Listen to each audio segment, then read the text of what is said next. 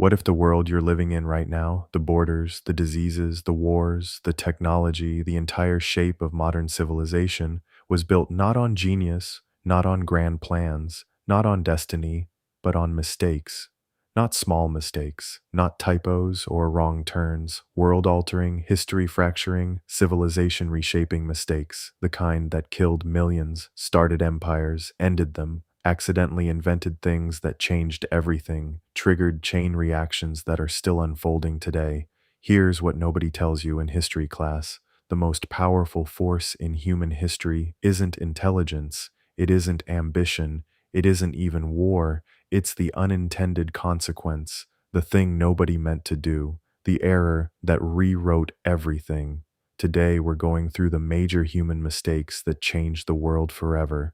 Some will make you angry, some will genuinely shock you, and some, if you're paying attention, will make you look at your own life very differently by the end. Let's go. Mistake 1. Christopher Columbus miscalculates the size of the Earth and accidentally finds an entire hemisphere. Let's start with the most consequential navigational error in human history. In 1492, Christopher Columbus was not trying to discover America. He was trying to find a faster trade route to Asia, and he was operating on a calculation that was spectacularly, embarrassingly wrong. Columbus had estimated the circumference of the Earth at roughly 15,000 miles. The actual circumference is about 25,000 miles. He was off by 10,000 miles. For context, that's not a rounding error. That's like estimating a road trip will take 2 hours when it actually takes 5. Greek mathematician Eratosthenes had calculated the Earth's actual size with remarkable accuracy over 1,000 years earlier. Columbus either ignored this or simply didn't accept it, because if he had accepted it, he never would have sailed. He would have known he didn't have enough supplies to make the real journey, so he sailed west with the wrong math, expected to hit Asia, and instead hit the Caribbean. He died still believing he had reached Asia. He never corrected the mistake. He never acknowledged it. But the consequences of that wrong calculation were catastrophic and world-altering in equal measure. Within decades, European powers flooded into the Americas. Indigenous civilizations that had flourished for thousands of years were dismantled, enslaved, and decimated by disease and conquest. The transatlantic slave trade began. Entire ecosystems were transformed as plants, animals, and diseases crossed the ocean in both directions, an event historians now call the Columbian Exchange. The tomato, the potato, chocolate, tobacco, corn, none of these existed in Europe before Columbus's wrong math sent him west. The global food system, the modern economy, the entire demographic map of the Western Hemisphere, all of it traces back to a man who miscalculated by 10,000 miles and was too proud to admit it. One wrong number, hundreds of millions of lives changed forever. Mistake 2, the assassination of Archduke Franz Ferdinand, and the chain reaction nobody could stop. On June 28, 1914, a 19-year-old Bosnian Serb nationalist named Gavrilo Princip fired 2 shots in Sarajevo that killed Archduke Franz Ferdinand, heir to the Austro-Hungarian throne, and triggered the First World War. But here's what most people don't know. It almost didn't happen. Earlier that same day, a member of Princip's group had already thrown a bomb at the Archduke's motorcade. It bounced off the car and exploded under the following vehicle. The assassination attempt had failed. The group scattered. Princip, believing the mission was over, walked to a nearby deli to get something to eat. Then, in a moment that seems almost impossible to believe, the Archduke's driver made a wrong turn. He was rerouted to avoid the bombing site, took an unfamiliar street, realized his mistake, and stopped the car to reverse, directly in front of the deli where Princip was standing. Princip walked out, saw the Archduke 10 feet away, raised his pistol, and fired. A wrong turn, a reversing car, a deli. The assassination triggered a cascade of alliances, ultimatums, and mobilizations that nobody could stop once they started. Austria-Hungary declared war on Serbia. Russia mobilized. Germany declared war on Russia. France entered. Britain entered. The Ottoman Empire entered. 17 million people died. The map of Europe was redrawn. The Austro-Hungarian Empire collapsed. The Ottoman Empire collapsed. The conditions were set that would directly lead, 20 years later, to the Second World War, the Holocaust, the atomic bomb, and the entire architecture of the modern world. All of it. Traceable to a driver who took a wrong turn. Mistake 3. The Black Death spreads west because of a military miscalculation that became biological warfare. In 1346, Mongol forces were besieging the Crimean trading city of Kaffa, held by Genoese merchants. The siege was going badly for the Mongols. Disease had broken out in their camp, the bubonic plague, and soldiers were dying by the thousands. So the Mongol commander made a decision. He ordered the bodies of plague victims to be loaded onto catapults and launched over the walls of the city. It was meant as a psychological weapon, a way to demoralize the defenders. What it actually did was introduce the bubonic plague into a major trading hub connected to every major port in the Mediterranean. The Genoese merchants fled by ship, and they took the plague with them. Within 4 years, the Black Death had swept across Europe, the Middle East, and North Africa. Between 75 and 200 million people died. Entire villages were wiped out. In some regions, half the population was gone within a decade. But here's where the mistake becomes something more complex. The Black Death, as catastrophic as it was, also broke the feudal system. With so many peasants dead, the survivors had leverage for the first time. They could demand wages, they could leave abusive lords. Labor became scarce and therefore valuable. Historians argue that the Black Death accelerated the end of feudalism, helped spark the Renaissance, and laid early groundwork for the concept of individual rights and labor value. A military miscalculation, a commander trying to use corpses as weapons, accidentally triggered both the greatest demographic catastrophe in European history and the conditions for the modern world to emerge. Mistake 4. Napoleon invades Russia and loses everything. By 1812, Napoleon Bonaparte had conquered most of Europe. He was arguably the most militarily successful leader in modern history. And then he made a mistake so enormous, so staggeringly overconfident, that it destroyed everything he had built. He invaded Russia with 680,000 soldiers, the largest army ever assembled in European history to that point. He expected a quick campaign, a decisive battle, Russian surrender. What he got was a Russian strategy he never anticipated. The Russians refused to fight a conventional battle. They retreated. And as they retreated, they burned everything: crops, villages, supply depots, leaving nothing for the French army to live on. When Napoleon finally reached Moscow, the Russians burned the city rather than surrender it. Napoleon waited in the ruins for 6 weeks for a peace offer that never came.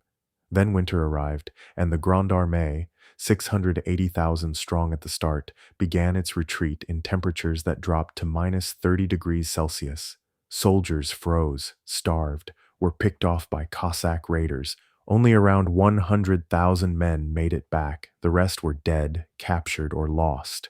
The defeat shattered the myth of Napoleon's invincibility. Every European power that had been intimidated into submission saw that he could bleed. Coalition forces mobilized. Within 2 years, Napoleon was defeated, exiled, and the balance of European power was permanently shifted. The consequences ripple to this day. The weakening of French dominance accelerated the rise of Britain as the world's preeminent power. The eventual unification of German states, which Napoleon had inadvertently catalyzed through his conquests, would produce the conditions for both world wars. And Russia's sense of identity as a nation forged in its ability to repel invaders has shaped its foreign policy posture for 2 centuries since.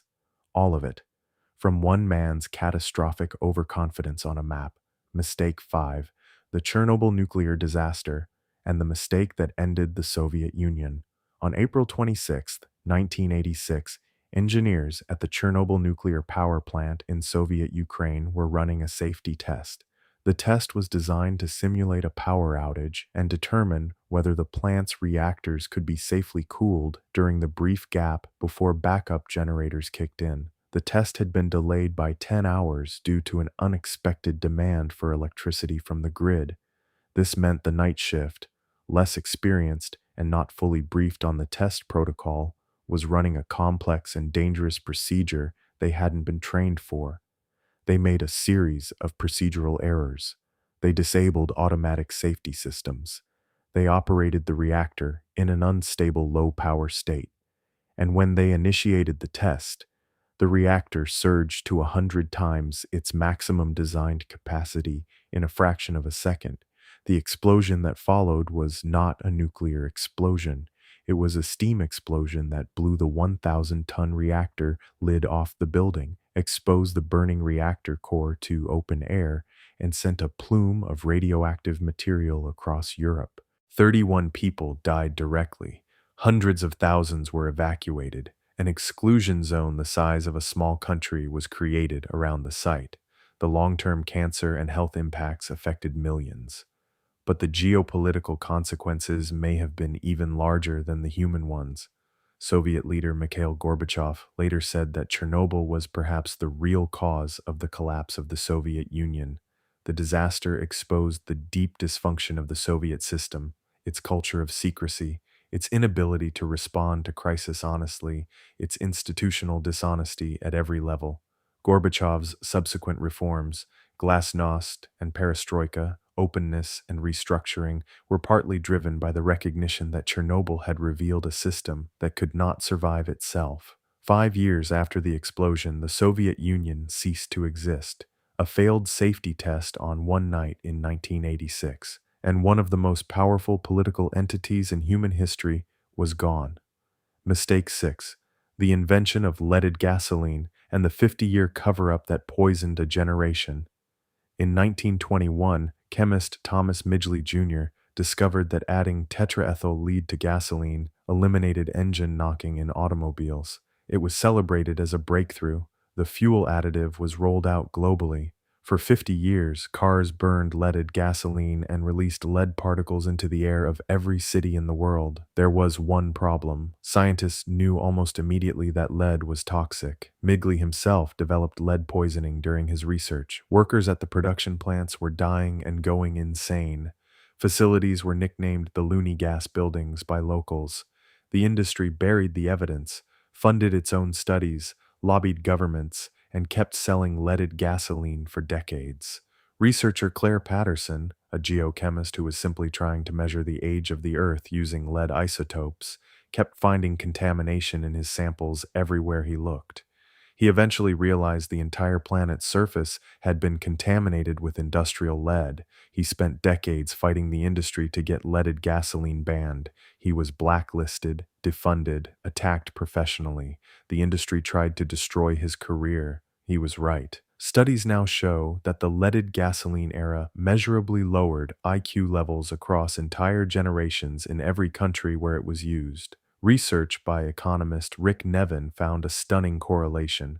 Countries that phased out leaded gasoline saw drops in violent crime rates 17 to 23 years later, precisely the time it takes for children exposed in infancy to reach the peak crime-committing age. The implications are staggering. The crime waves of the 1970s and 80s, the urban violence that shaped entire generations of policy, the mass incarceration era in the United States, all of it may have been partly downstream of a chemical additive that one man invented, another man proved was poisoning the world, and an industry spent 50 years hiding.